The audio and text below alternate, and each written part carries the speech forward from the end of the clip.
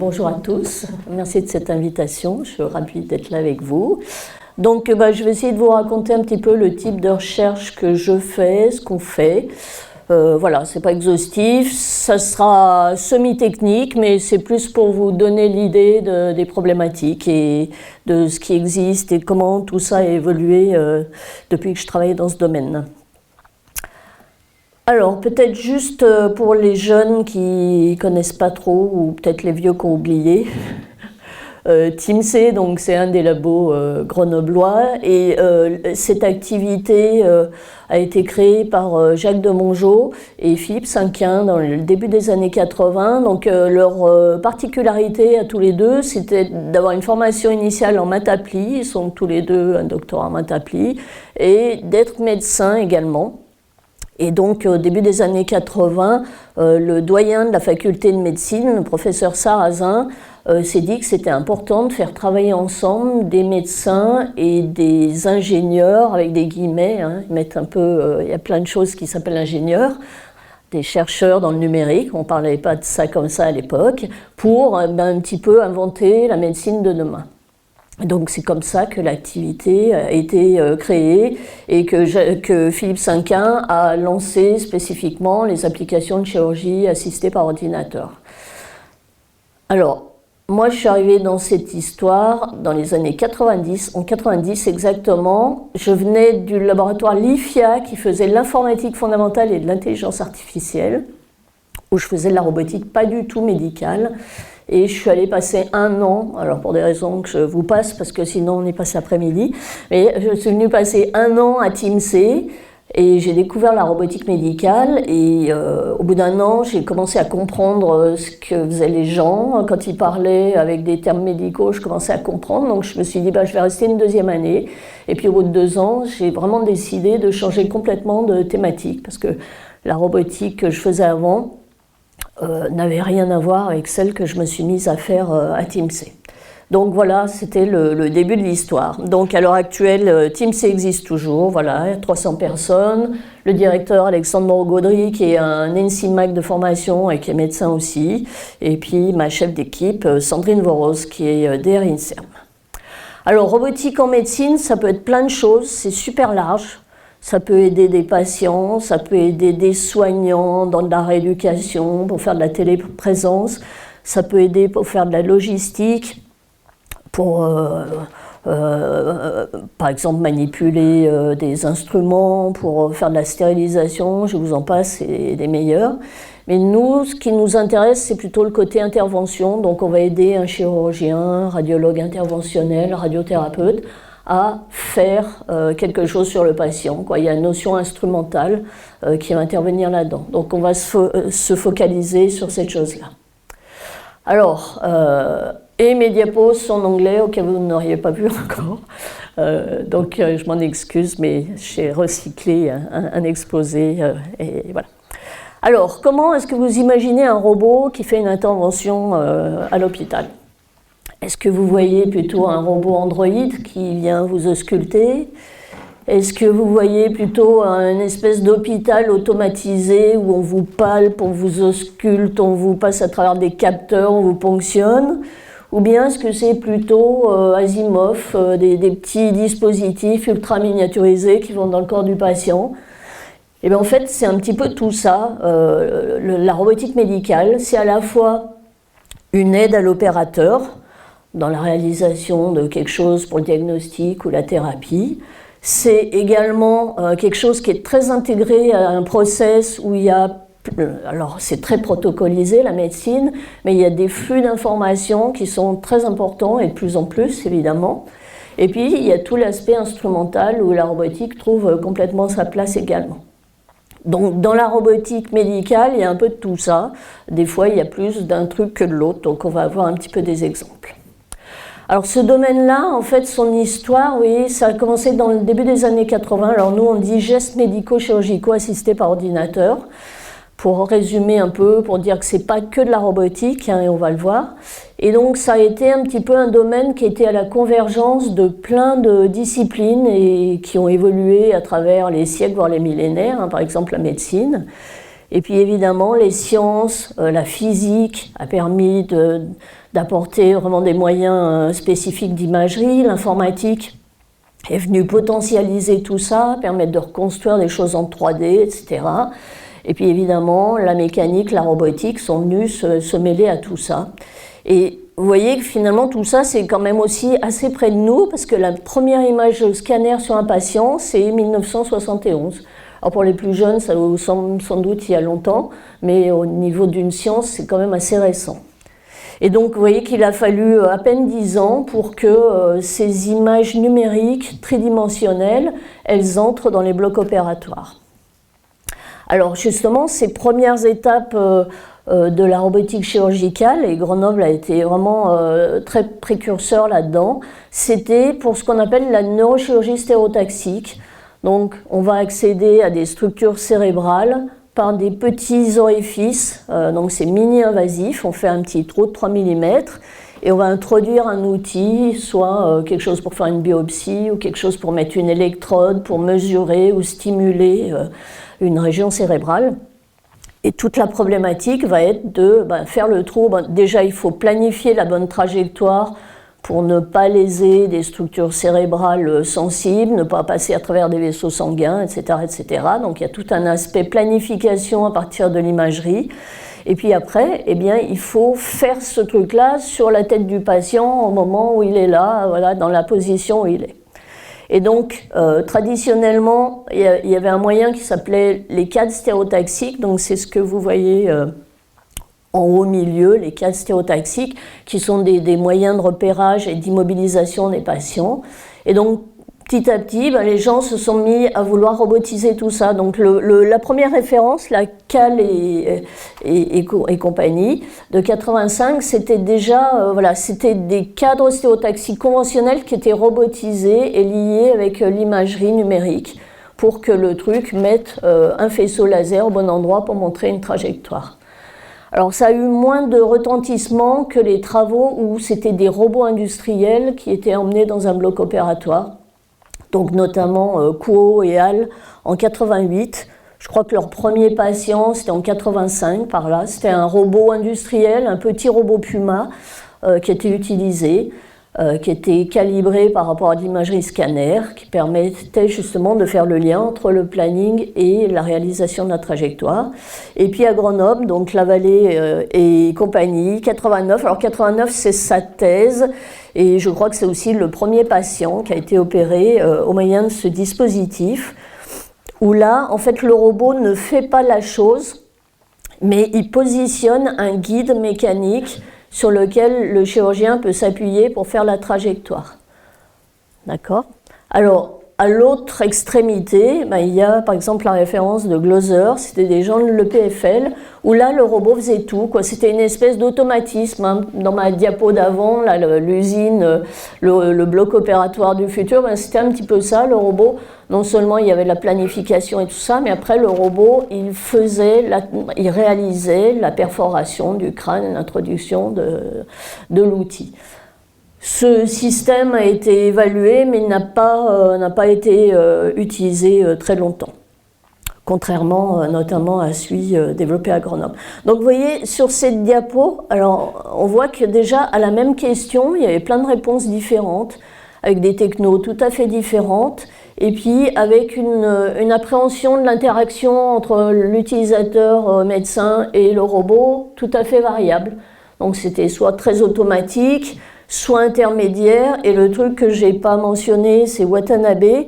Alors c'est un bras robotisé qui n'est pas un robot, c'est un moyen de mesure, et donc là c'est ce qu'on appelle la navigation chirurgicale, c'est le GPS du chirurgien, ça dit où sont les outils, mais après le chirurgien fait ce qu'il veut avec cette information. Donc vous voyez une variété vraiment de types d'assistance, et c'est ce qu'on verra dans l'existant actuel.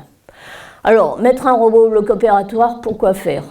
Parce que c'est quand même très compliqué. Un bloc, vous êtes sans doute tous allés, mais c'est très contraint en place, c'est contraint par des protocoles, par des conditions d'asepsie, choses comme ça. Et donc, ce qui est vraiment intéressant dans le robot, et il me semble que c'était vraiment ça l'idée de base dans les applications qu'on a vues là, c'était que le robot, c'est un système physique, mais qui est en lien avec le numérique, et donc qui peut matérialiser finalement un planning opératoire. Donc soit il matérialise au point de le faire lui-même, soit il matérialise en montrant un guide, en contraignant le geste du clinicien. Donc ça c'était je dirais, c'est finalement la raison première de faire, plus que la précision vraiment en tant que telle. Alors après, il y a plein d'autres systèmes. Vous pouvez avoir des tâches complexes d'un point de vue géométrique. Par exemple, quand on usine une cavité osseuse pour mettre une prothèse, donc là, le robot, c'est vraiment la transposition de la robotique dans l'industrie mécanique. On va usiner un os à la forme de la prothèse, à l'endroit qu'il faut pour que, quand on met la prothèse, la personne marche comme il faut, ce qui est quand même le minimum. Donc ça, c'était vraiment des travaux précurseurs. Après, un robot, ça permet de porter des trucs lourds. Là, on a des exemples.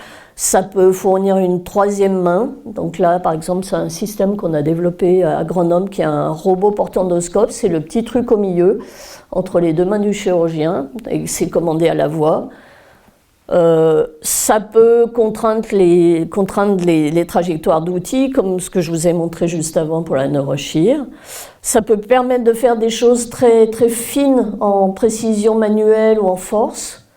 Par exemple, si vous faites de la microchirurgie, la précision de la main est quand même limitée. Donc si vous faites des trucs sur les petits osselets là, dans l'oreille, ça commence à être compliqué. Donc le robot amène cette chose-là.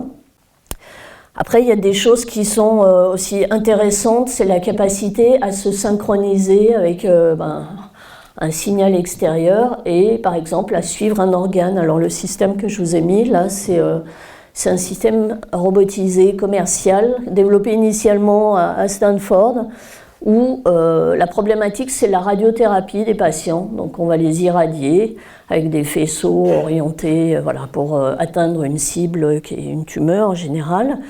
Et évidemment, par exemple, si c'est dans les poumons ou dans le foie, les organes bougent avec la respiration. Donc, comme l'irradiation, elle dure quelques dizaines de secondes, et vous voyez que la cible, elle fait comme ça. Et ce système-là, moyennant des capteurs qu'il faut et des modèles qu'il faut avec, est capable de suivre la respiration du patient et d'adapter les faisceaux, leur position, à la respiration et à la position de l'organe. Donc ça, c'est vraiment une fonctionnalité en boucle fermée qui est très intéressante d'asservissement visuel. Et puis enfin, le robot, il peut aussi agir là où c'est inconfortable pour l'homme, s'il y a des radiations, si c'est loin, si c'est biologiquement contaminé, etc. Donc ça, c'est aussi une possibilité. Et enfin, il y a toute une gamme d'applications très intéressantes dès lors qu'on peut mettre de petits robots dans le corps humain.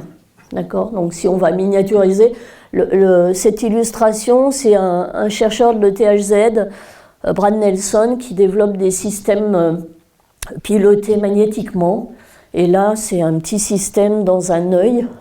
Et donc l'idée, c'est de pouvoir aller injecter, par exemple, quelque chose dans une veine de la rétine. Donc vous voyez, alors ce que j'aime bien aussi dans cette image, c'est que non seulement on voit la variété des applications, du type de contribution du robot, mais aussi vous voyez la variété des architectures de robots. Il y a du très gros, du très petit, du minuscule, et puis plein de modes d'interaction différents. Donc vraiment, il y a une grande variété. À minima, au point de vue de la recherche, peut-être on verra après, mais du point de vue après industriel, c'est pas forcément la même histoire. Alors, tout ça, ça a évolué. Donc on est parti, vous avez vu les premiers robots, c'était basiquement en neurochir, c'était des robots qui étaient des robots de type industriel, qui avaient été faits pour l'assemblage ou je ne sais quoi, et on les médicalisait pour qu'ils soient utilisables dans le domaine clinique.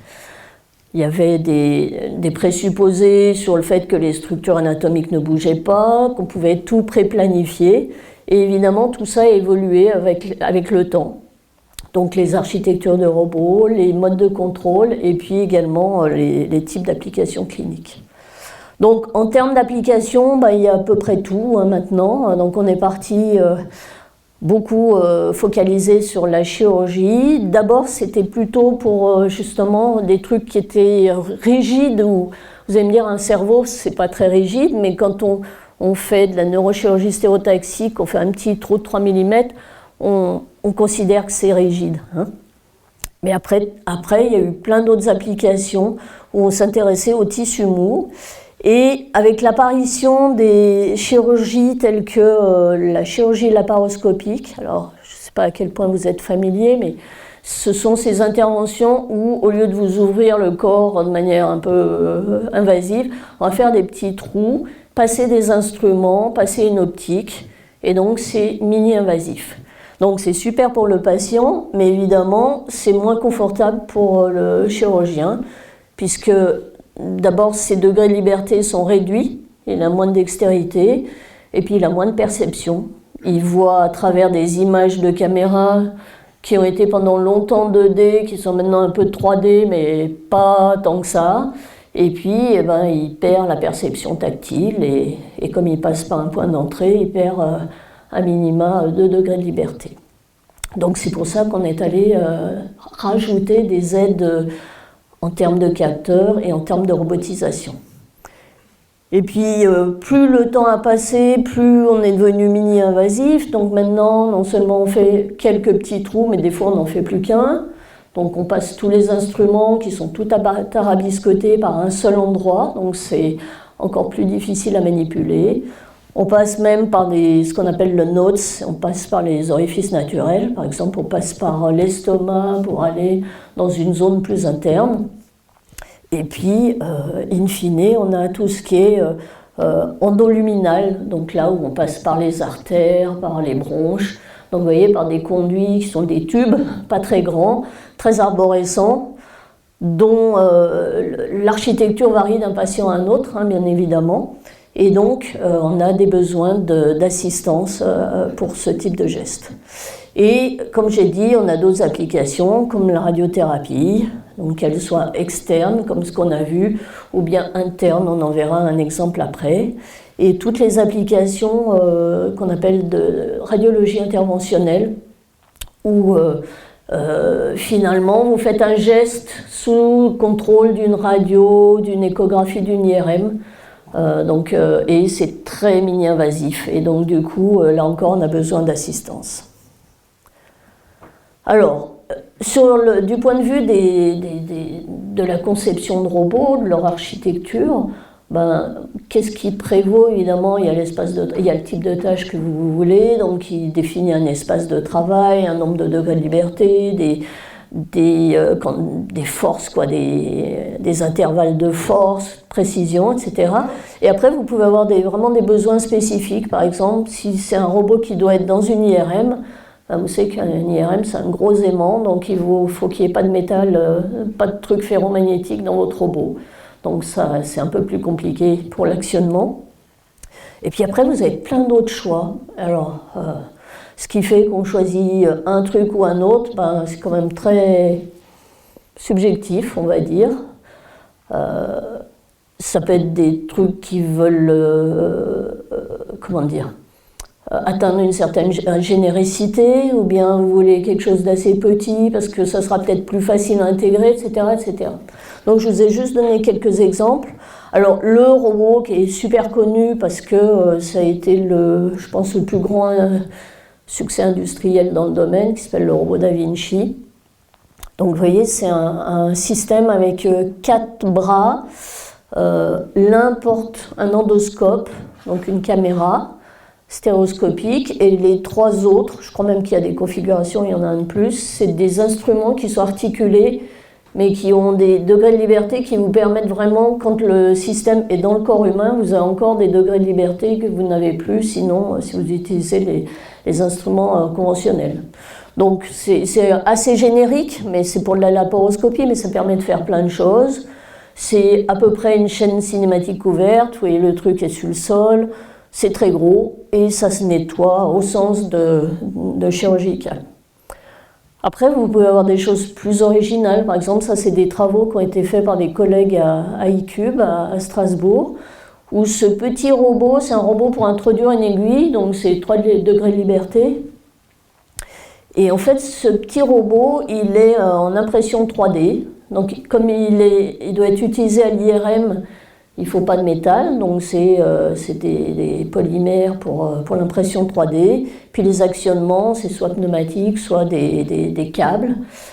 Et donc vous voyez, c'est vraiment très différent. Donc celui-là, c'est assez spécifique. Ça se met sur le patient, c'est tout petit, et puis ça peut même être jetable, puisque vous voyez, c'est un truc en impression 3D. Donc on voit le précédent, il coûte 3 millions d'euros. Là, vous voyez, ce n'est pas les mêmes gammes de philosophie de marché. Et puis, vous avez même des choses très innovantes. Alors, ce qui intéresse, excite beaucoup les gens dans notre domaine, c'est ce qu'on appelle les robots continus. Donc, vous voyez, notamment ce qu'on appelle les robots à tubes concentriques.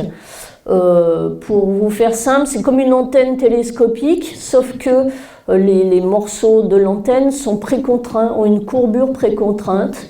Donc quand on sort une antenne, un morceau de l'antenne, elle va se précourber selon sa précontrainte. Et donc en jouant sur ces précontraintes et sur comment on translate ces différents morceaux de l'antenne, là que vous voyez, cette antenne courbée, eh bien, on peut avoir des trajectoires très compliquées et c'est très miniaturisable. D'accord ? Et ce truc-là, on peut même le faire patient spécifique. Alors, il y a toujours un gros robot qui va amener le bout qui est finalement un effecteur robotisé.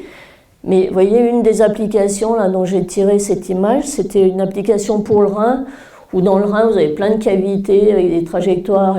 Quand on accède, c'est un peu compliqué pour les médecins.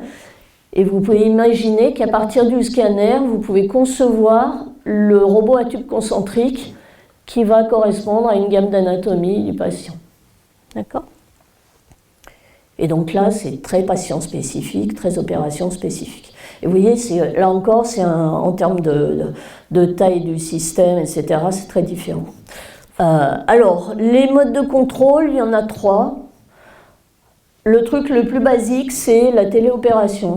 Voilà, vous avez un joystick. Le gros robot Da Vinci dont je vous ai parlé, là, c'est téléopération. Donc, on a des joysticks assez élaborés où l'opérateur contrôle le bout des outils qui sont à l'intérieur du patient. Là, il y a une autre photo qui est mise. C'est pour une application en cardiologie. Vous voyez, il y a le gars a un système, je crois que c'est un Omega, qui est un système à retour d'effort. Et puis, de l'autre côté, il y a un robot assez simple qui insère un cathéter dans le patient. Et donc, c'est ce que contrôle à distance l'opérateur avec un retour d'effort. L'autre côté de la gamme, c'est d'avoir quelque chose complètement automatisé. Par exemple, je vous ai dit, il y avait un exemple en orthopédie, là, pour aller usiner les prothèses de hanche, ou bien en neurochirurgie. Donc là, c'est plutôt, on fait un planning avant l'intervention, on télécharge le truc, voilà, et puis pendant l'intervention, le robot fait, alors il ne fait pas tout, mais il fait une séquence, et l'opérateur supervise. Et puis après, il y a les choses intermédiaires, donc typiquement, c'était ce que je vous ai montré sur la neurochirurgie, où il y avait un guide d'outils. Donc là, c'était assez rudimentaire, c'est l'architecture du robot qui contraignait cette trajectoire simple. Mais vous pouvez avoir des choses qu'on appelle des virtual features, des contraintes programmables, où finalement le robot vous contraint à rester dans un espace autorisé. Donc, tant que vous déplacez votre outil dans cet espace, le robot vous laisse faire, mais quand vous arrivez près des frontières, eh bien, le robot va résister, voire va vous empêcher d'aller plus loin. D'accord ? Donc, c'est les 3 gammes de systèmes. Et puis après, si les organes bougent, par exemple, il y a, quand on a le système CyberKnife, c'est ce que je vous ai dit, on a besoin d'avoir un asservissement à des données opératoire en temps réel, donc avec de l'asservissement visuel, c'est un truc classique de la robotique. Téléopération, il y a aussi des choses un petit peu avancées. On peut imaginer que le système, par exemple, si vous faites une opération à cœur battant, qu'il y ait une partie du système qui compense finalement le battement du cœur pour donner l'impression à l'opérateur qu'il opère sur un truc qui est immobile. Donc il y a une côté téopération vraiment qui va être basique, mais il peut y avoir une compensation de mouvement Mais ça, c'est plutôt encore en termes de recherche.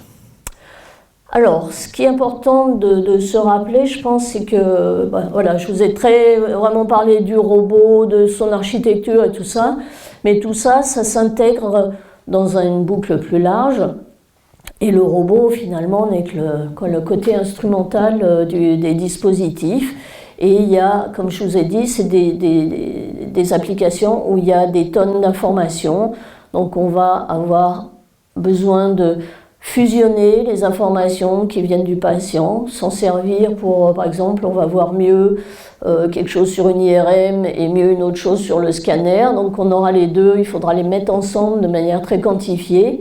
Donc il y a tout un tas de fusions d'informations, plus ou moins automatiques. Et puis vous pouvez avoir tout un tas de connaissances a priori également qui interviennent pour planifier l'intervention de manière plus ou moins automatique. Donc tout ça, c'est un ensemble. Et ce qui est super important dans notre domaine, c'est d'être capable de... Alors non seulement vous allez vérifier que votre truc est techniquement, robuste et précis, et voilà, les fonctionnalités techniques que vous attendez, mais en plus, en général, donc il y a un but clinique, et donc il faut prouver que votre système est à minima équivalent aux autres dispositifs qui font la même chose, ou est supérieur. Donc tout ça, c'est ce qu'on appelle la validation clinique. C'est un peu comme pour le médicament, et donc c'est très coûteux en sous et en temps, mais c'est hyper important. Il ne suffit pas de montrer que par exemple, votre robot usine une cavité osseuse au demi-millimètre. Il faut montrer que si vous avez utilisé le robot, eh ben, les prothèses des patients seront mieux posées, dureront plus longtemps, auront moins de problèmes qu'il y a classiquement avec les prothèses, etc. Donc ces aspects-là sont vraiment importants. Alors, du coup, je vais vous prendre une application pour illustrer un petit peu la complexité du truc. Et puis c'est une application sur laquelle j'ai pas mal travaillé pendant longtemps, donc il y a les différents aspects de robotique, etc., d'imagerie. Et c'est la curithérapie de la prostate. Donc messieurs, vous avez une prostate, et donc il peut arriver qu'il y ait un cancer de la prostate. Et une des thérapies possibles pour les cancers qui sont assez localisés, c'est la curithérapie, c'est une radiothérapie où on met des grains radioactifs dans la prostate ou dans l'autre organe, hein, c'est utilisé pour d'autres pathologies, par exemple les cancers du col pour les femmes. Et donc on met des grains radioactifs qui vont détruire les tissus cancéreux et qui doivent vous guérir de votre cancer. Donc vous voyez sur ce petit dessin là-haut, alors je ne sais pas si on voit ma souris, oui, vous voyez ma souris là? Donc ces petits grains là, ils sont tout petits, ils font, je sais pas, 0,5 mm ou 0,8 par 5 mm, un truc comme ça. Et donc on les met de manière permanente dans la prostate du monsieur, que vous voyez ici. Et pour faire ça, on utilise une grille qui s'appelle un template, que vous voyez là, ça ressemble à une grille de bataille navale. Et on fait ça sous contrôle d'image échographique. Et donc là, vous voyez, ça c'est une échographie de la prostate. C'est cette chose-là, cette espèce de châtaigne. Et donc, pour planifier ça, voilà, il y a des recommandations de la dose à déposer. Et du coup, on va déterminer un nombre de grains et leur position pour que la dose soit délivrée à l'organe malade, mais vous ne voulez pas brûler des choses qui ne sont pas malades. Donc vous voyez, des contraintes, c'est un problème d'optimisation sous contrainte. C'est vous voulez déposer telle dose dans telle zone de manière assez homogène, et puis sur par exemple l'urètre, qui est le tuyau qui passe dans la prostate, ou le rectum ou la vessie, vous avez des contraintes de dose maximale. Et donc il faut trouver le nombre et la position des grains qui correspondent à ça. Et en fait tout ça est quand même assez manuel. Et long. Et il y a plein d'indéterminations. Et in fine, alors normalement, ça c'est une radio. Et donc, on pose des lignes de grains. Et normalement, ils doivent être bien alignés comme ça, quoi. Là, ils sont relativement bien alignés. Mais ils ne le sont pas toujours pour différentes raisons. Alors, tout d'abord, il y a des difficultés dues au fait que, vous avez 13 fois 13 trous, donc il y a quand même peu de degrés de liberté, il n'y a qu'une seule direction. Et souvent, justement, pour calculer ce nombre de grains et leur position, les modèles de dose, les modèles physiques, sont assez simplifiés par rapport à ce qu'on utilise dans la radiothérapie conventionnelle. Et puis, de la même façon, c'est assez difficile de voir les organes et ce qu'on est en train de faire sous échographie. Donc, ce que vous voyez en haut, là, cette image de prostate, elle est pas mal quand même, hein, on voit des fois bien moins que ça. Mais ce que vous voyez là, c'est les images des aiguilles qu'on insère, donc déjà, ça fait pas mal d'artefacts. Et puis ça, c'est les petits grains qu'on voit. Et comme c'est métallique, ça flash et c'est pas si facile de voir ce qu'on fait. Et puis, il y a un autre problème, c'est que tout ça, ça bouge. Hein, la prostate, elle a beau être confinée dans votre corps, elle bouge avec le rectum, la vessie, avec la position, avec la respiration. Quand vous mettez une sonde échographique, ça la fait bouger. Quand vous mettez une aiguille dedans, ça la fait bouger. Donc, plein d'imprécisions possibles. Donc, les moyens d'améliorer ça, c'est de travailler à la fois sur l'acquisition des images, de faire de la multimodalité, d'automatiser les traitements d'images, d'avoir des modèles dosimétriques. Alors nous, on n'a pas travaillé là-dessus, mais il y a pas mal de systèmes qui sont basés sur du deep learning, où on fait de la simulation de Monte-Carlo très précise en apprentissage, et puis après, on est capable d'inférer des positions de grains de manière très rapide en péropératoire. Parce que ce que je n'ai pas dit qui est important, c'est que toutes ces décisions à faire, cette imagerie, cette implantation, ça se fait au bloc opératoire. Et donc la contrainte de temps est très grande. Donc vous ne pouvez pas avoir un truc qui planifie pendant des heures pour attendre le résultat. Et puis in fine, on peut mettre des robots pour insérer les grains, parce qu'il n'y a quand même pas besoin d'avoir fait Bac+12 pour aller mettre une aiguille dans un trou qui est très défini.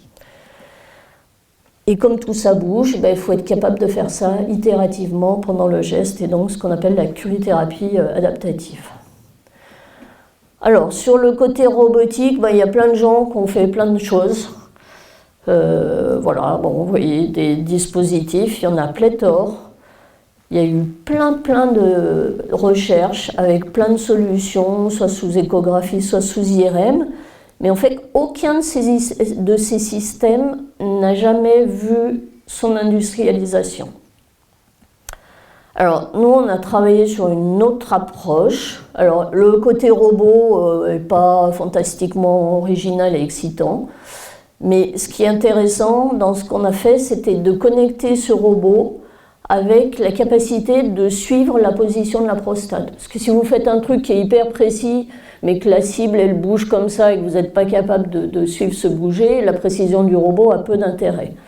Et donc, on a travaillé sur une méthode qui utilise des images échographiques 3D et qui permet, comme ça, à chaque insertion d'aiguille, d'être capable de voir comment la prostate a bougé, comment elle s'est déformée, et de mettre à jour un planning.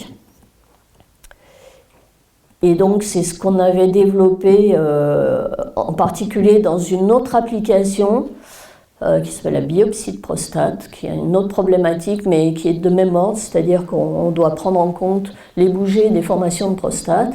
Et donc, on a développé des méthodes de recalage automatique de volume 3D. Donc, ce que vous voyez, la petite animation, en fait, à chaque fois, c'est 2 volumes échographiques. Alors, dans le truc de gauche, c'est avant le recalage, et dans le truc de droite, c'est après le recalage. Donc c'est un recalage qu'on appelle élastique, puisqu'il y a non seulement un bouger de l'organe, mais une déformation.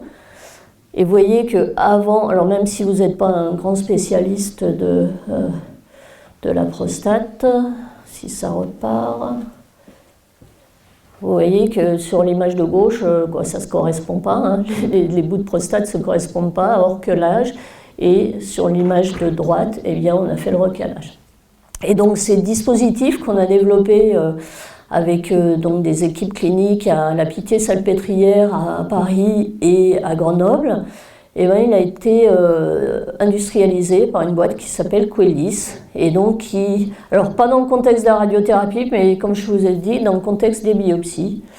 Et donc Quellis, c'est son fonds de commerce, et je crois qu'il y a à peu près 1 million de patients sur les biopsies qui ont été traités avec l'aide de systèmes de recalage d'images. Donc ce qui était intéressant, c'était le côté un peu automatique, robustesse et tout ça, puisque là encore, vous avez un utilisateur qui n'est pas informaticien, il faut que le truc marche tout seul et soit précis et robuste. Alors après, on a travaillé sur d'autres choses qui sont ce qu'on appelle le needle steering. Alors quand vous enfilez une aiguille, vous voyez une aiguille biseautée, là, comme quand on fait une prise de sang, les aiguilles de cryothérapie sont assez longues. Et en fait, quand vous insérez selon une trajectoire linéaire votre aiguille, naturellement, à cause du biseau, elle va se courber, elle va faire un arc de cercle. Donc, ce qui est embêtant, hein, si on va aller tout droit. Mais on peut utiliser ça, si on est capable de le modéliser et de le comprendre. On peut se servir de ce truc-là pour faire des trajectoires complexes. Vous allez faire des courbes avec une aiguille qui n'a que des translations et des rotations axiales. Donc voilà, on a travaillé là-dessus. Alors je vais passer parce que sinon ça va être trop long. Donc sous contrôle échographique, donc vous voyez c'est des images pas faciles, il y a plein d'artefacts, hein, on en voit un là, ce qu'on appelle une queue de comète. Et donc il faut être capable en temps réel de détecter où est une aiguille dans un volume échographique, d'utiliser un modèle, d'utiliser toutes ces informations pour planifier la trajectoire, là encore en temps réel, pour atteindre une cible.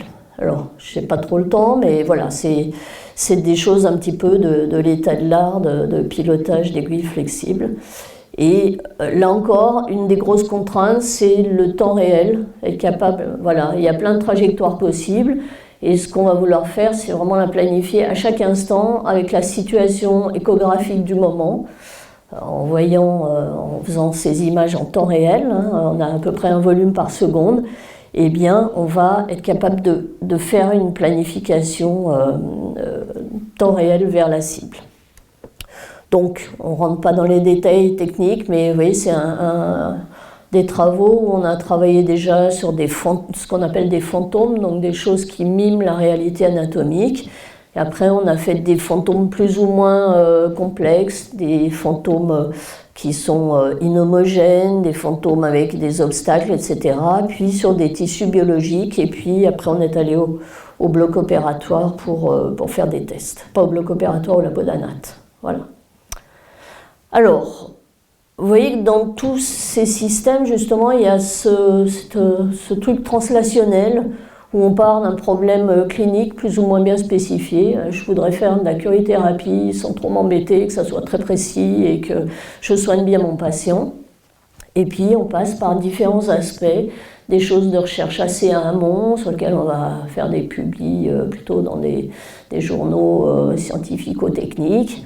Et puis après, on peut avoir de la valo également, des brevets liés à des concepts et tout. Et puis, il y a toujours des phases de prototypage, d'abord au labo, après ça peut être des évals au labo d'anatomie. Et puis après, on peut avoir des essais cliniques. Donc là, ça devient compliqué. Et si on a de la chance et de la persévérance, eh bien, des fois, il y a des produits industriels qui vont être, là encore, évalués, mais dans une pratique de tous les jours. Et ce truc-là réalimente la pompe. Là, typiquement, cryothérapie, quand on avait commencé, on a travaillé vraiment que sur des problèmes de traitement d'image. Et puis après, ça nous a emmené à d'autres problèmes, puis à la robotisation, puis aux aiguilles flexibles, etc. Alors, le labo se situe, en tout cas mon équipe se situe plutôt dans ces 3 quarts pré-industriels. Et on a essayé depuis longtemps d'avoir des partenaires industriels pour aller plus loin. Et maintenant, c'est indispensable quand on veut avoir des essais cliniques. Alors, on a quand même eu quelques réussites, là. Bon, on se fiche un peu des détails, mais vous voyez, c'est plein de choses. 89, c'était le robot de Neurochir. Donc, c'était vraiment c'était des premières à la fois scientifiques et médicales.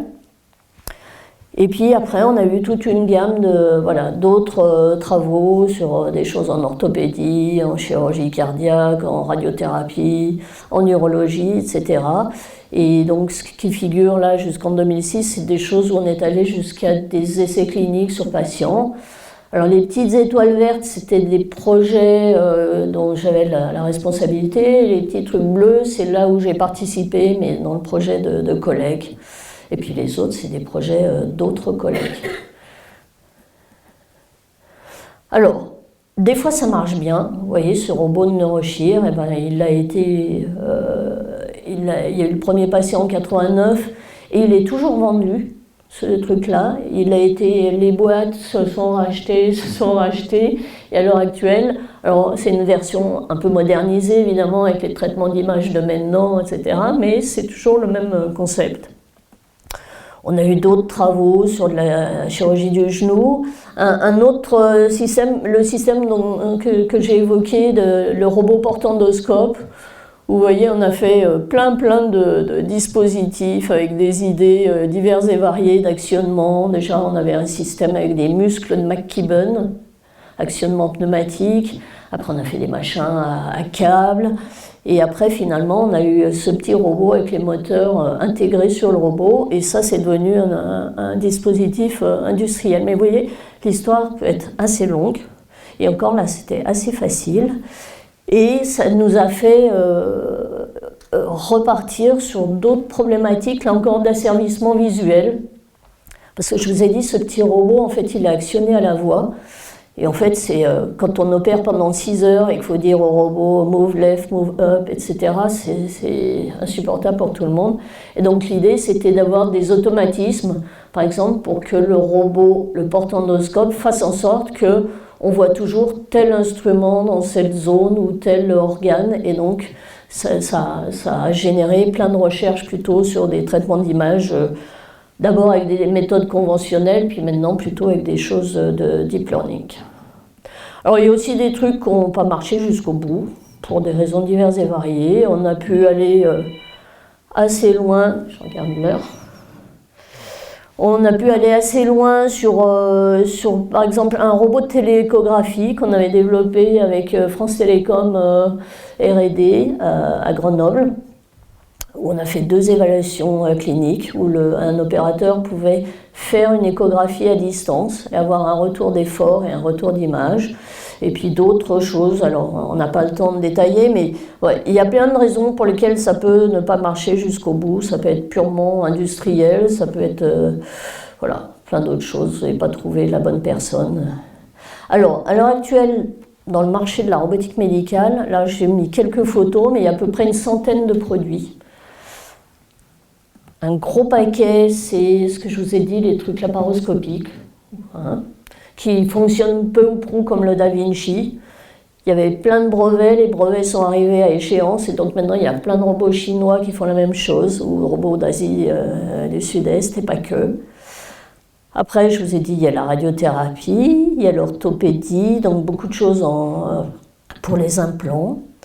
Tout ce qui concerne la tête, donc c'est neurochirurgie, ça peut être ORL, ça peut être ophtalmo, ça peut être des stimulations transcrâniennes pour, par exemple, traiter des choses psychiatriques. Et puis, il y a toute la gamme de radiologie interventionnelle, cardiologie interventionnelle. Alors, ce qui est intéressant et triste d'une certaine manière, c'est que finalement, il y a eu plein d'innovations technologiques et tout ça en recherche, en robotique médicale, mais finalement, les produits industriels sont très conservatifs. Souvent, c'est de la téléopération, souvent, c'est des robots qui ressemblent à des robots industriels plus standards. Et en fait, même les trucs très innovants, des fois les boîtes ont très bien marché, mais ont été rachetées par des plus grosses boîtes pour enlever l'innovation et vendre leur gros bazar. Donc voilà, c'est un truc un petit peu frustrant quand on est chercheur et qu'on a envie que les choses aillent au bout. Alors, je vais Ouais, c'était juste pour vous dire que les choses qui nous excitent en ce moment au labo, c'est typiquement les robots continus, là, comme ce petit dispositif que vous avez vu, qui sont très difficiles à modéliser. Alors soit on dit c'est juste géométrique, mais c'est pas juste géométrique, soit on fait de la mécanique, mais la mécanique des milieux continus dans le corps humain, c'est super compliqué, soit on essaye d'apprendre des trucs avec des réseaux de neurones, mais c'est pas facile non plus et c'est assez limité. Et puis, tous ces dispositifs, justement, ils sont en interaction avec des tissus humains, avec des paramètres mécaniques qu'on ne connaît pas, et donc il y a toute une problématique, là encore, de modélisation patient spécifique pour pouvoir utiliser ces choses-là autrement qu'en faisant de la téléopération, mais en ayant des choses un petit peu plus intelligentes que ça. Et je crois que je vais m'arrêter là. Et voilà, j'ai des photos d'il y a longtemps. Voilà, avec Stéphane Lavalée. Alors Stéphane Lavalée, c'est le monsieur qui avait fait sa thèse, c'était le robot de neurochir à Grenoble.